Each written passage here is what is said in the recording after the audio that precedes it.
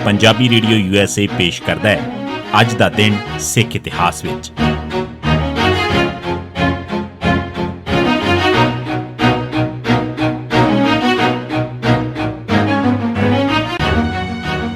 सिख इतिहास दीआं घटनावां च 25 दसंबर का दिन 1772 भंगियां ने अफगानां नूं हरा के मुल्तान जित्तिया।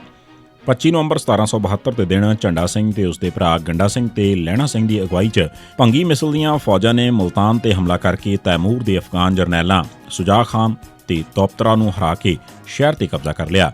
दीवान सिंह चाचेवालकिया नूं किलेदार ते शहर का निज़ाम थाप्या गया। 1935 बूटा सिंह शेखूपुरा MLC अकाल तख्त ते पेश होया। गुरुद्वारा शहीदगंज लाहौर च जदों मुसलमानां ने एजीटेशन की तां सरकार ने दफा 144 लाती ते सिखां दी किरपान ते भी पाबंदी लाती। इस नाल सिख जज्बात भड़क पे। कुछ सिख किरपान के दोष च गिरफ्तार भी किए गए। श्रोमणी अकाली दल ते श्रोमणी कमेटी की एक सांझी मीटिंग ने 26 अगस्त 1935 के दिन मांग की कि वड्डी किरपान बारे सरकारी ऐलान वापस लिया जाए ते 2 किरपानां छोटियां की पाबंदी भी गलत है। श्रोमणी अकाली दल वालों ऐलान किया गया कि किरपान संबंधी पाबंदियां सिख धर्म च दाखिल ने ते इस दी मुखालफत की जाएगी। अचानक उसी दिन किरपान वाले मुकदमिਆਂ च गिरफ्तार किए गए सिख बिना जमानतों तो रिहा कर दिते गए ते मुकदमे मुलतवी कर दिते गए। फिर 25 सितंबर 1935 ਨੂੰ पंजाब सरकार ने ऐलान किया कि पंजाब च किरपान की खुल कर दी गई है तो हर कोई किरपान रख सकता है। 30 नवंबर ਨੂੰ गुरु तेग बहादुर जी की शहीदी गुरपुरब के संबंध च हज़ारां सिखां ने आलीशान जलूस कढ़िया। सारे शहर च फौज फिर रही सी। एक दो थावां ते इट्टां पैण तो सिवा कोई होर घटना न वापरी। अगले दिन 1 दसंबर 1935 ਨੂੰ भाटी दरवाजे च सिखां ते मुसलमानां च फसाद होया जिसने सारे शहर ਨੂੰ लपेट लिया। बहुत सारे सिख और मुसलमान जख्मी होए। सरकार ने दफा 144 ला दी। इस नाल ही 2 दसंबर ਨੂੰ किरपान ते फिर पाबंदी ला दी गई। 15 दसंबर ਨੂੰ श्रोमणी अकाली दल और श्रोमणी कमेटी की सांझी मीटिंग ने सरकार ਨੂੰ किरपान तो पाबंदी चुकण का नोटिस दिता। 30 दसंबर ਨੂੰ श्रोमणी कमेटी ने किरपान वास्ते 1 जनवरी तो मोर्चा लाने का ऐलान कर दिता।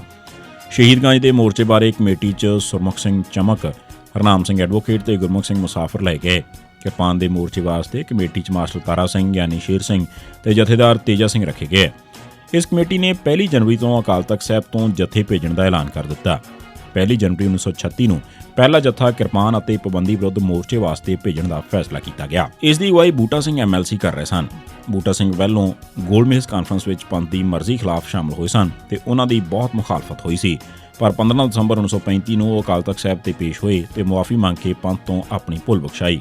उन्होंने तनख्वाह लाई गई जो उन्होंने 25 दसंबर 1935 ਨੂੰ पूरी की ते अकाल तख्त साहब की अरदास करवा के पंथक मुख्तारा च शामिल हुए। 1987 सिख नकली मुकाबले च मारे गए। 25 दसंबर 1987 के दिन अवतार सिंह रूपेवाली ਨੂੰ नकली मुकाबले में शहीद किया गया। इस महीने ही लखबीर सिंह धल्ले के, बलवंत सिंह तखाणवद, महेंद्र सिंह नशहरा पनुआ, परमजीत सिंह काला, स्वरनजीत सिंह खालसा, गुरचरण सिंह उर्फ चरनी भी नकली मुकाबले शहीद किए गए।